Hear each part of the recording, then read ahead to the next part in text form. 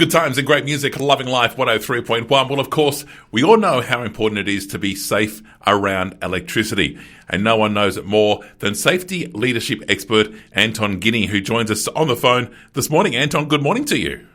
G'day, Damien. How are you today? Look, I am terrific, and Happy New Year to you. Here we are, 2021, and let's hope it's a better year than last year. Absolutely. And a safer one too for everyone. Let's make sure we stay safe in general, and especially around electricity. That's exactly right, because electricity is seriously underrated. And people probably don't realise it, but without electricity, we generally don't operate, do we? Oh, absolutely. You imagine what we need it for lights, for our computer, for all our technology, of course. And when we've lost it, we're sort of, we're dead ducks. We're lost literally without electricity. And it's a bit like, believe it or not, Damien, it's like water. Water, we need it for life, but we can drown in it. Electricity is the same. We need it for everything, though it's fatal if used incorrectly, right? And you're talking from example, because you probably shouldn't be here talking to us after you're running with electricity. Oh, and Damien, talking from experience is such... it comes from the heart then, because, my dad was phoned one day when I was a 21-year-old to say that I'd been fatally injured. So he got a phone call to say your son has been electrocuted. Now, the difference between electrocution and electric shock, Damien, is fatally injured or, you will survive. So people still say to me today, oh, you're electrocuted. And I say, well, no, I was electric shocked. And it wasn't just electric shock. I actually got arc flash burnt. So...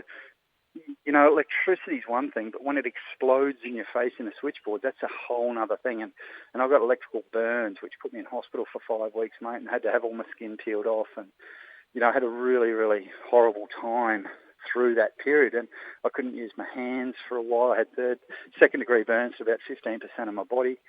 And so I was really incapacitated, and I had a lot of time to think about life, and it changed a lot of stuff in my life, and that's why I do the work that I do now.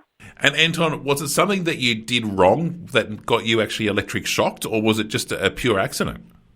Oh, Damien, it was, unfortunately. I was an exuberant 21-year-old who was out of work, and I got a job as a contractor, and I stuck a steel ruler on a switchboard, would you believe? So I did something really, really silly.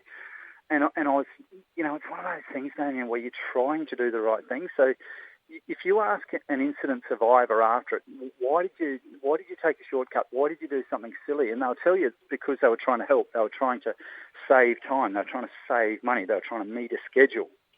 At the end of the day, I put something else as a priority in front of my own safety, and I made a mistake, and I sort of paid for that. So, and I've had a lot of time to think about it since. And now, I sort of say to people, it happened to me, don't let it happen to you.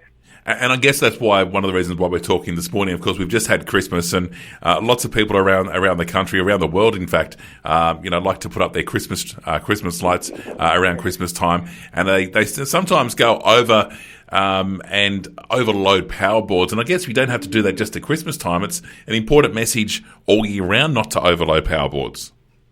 Oh, absolutely, Damien. And not only don't overload power boards, check your electrical equipment before you even plug it in, just to make sure it's in good condition. You know that Christmas lights are responsible for fires every year in Australian homes, and some of those fires are fatal, and they can be traced back to faulty electrical equipment. So you don't overload your power boards. Check your electrical equipment.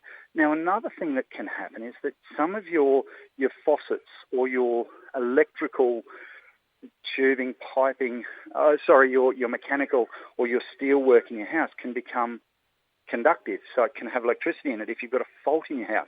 So people will turn on the tap and get a boot and just let it go and not really know what that is, and until it gets worse and worse, and all of a sudden they have a really serious incident. So if you feel something, if you don't feel safe, feel right about something, get a qualified electrician to go and check it out before something sinister happens.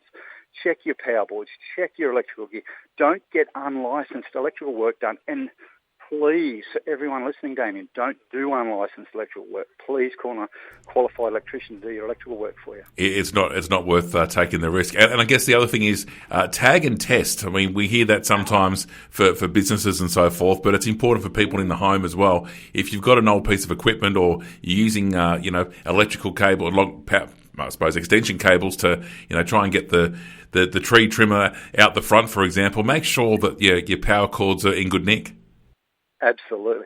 And I can nearly guarantee, Damien, because we've done this exercise in our office and in our home, that if we went to the majority of homes around the place and did an electrical test and tag check on all of your appliances or leads, we will find something that's faulty, guaranteed. And that's just from experience and being an electrician and doing test and tag. You know, even when you do that visual inspection, things look okay. You would be amazed how many things have got a little hidden fault in them. And in the electrical industry, we call it a hidden fault. And the reason we say that is because you actually don't know it's there until you turn the cord in the wrong direction, or you plug it in the wrong way, or you get a spark and you go, wow, I didn't know that was there. You know, sometimes you can't actually see the fault that exists. So you've got to be so careful. And test and tag is so, so important and totally underrated by people, totally underrated as an electrical safety precaution. Yeah, indeed. Well, great talking to you this morning, Anton. If we've helped at least one or two people to have a thought about how they use electricity and what they're using, and just going and checking the electrical items they've got, I think we've done our job. We appreciate your time this morning. And thank you for being part of the Safe Work message, Damien. Great work, mate. Well done. Absolute pleasure. Safety leadership expert Anton Guinea, our guest this morning here at Loving Life 103.1.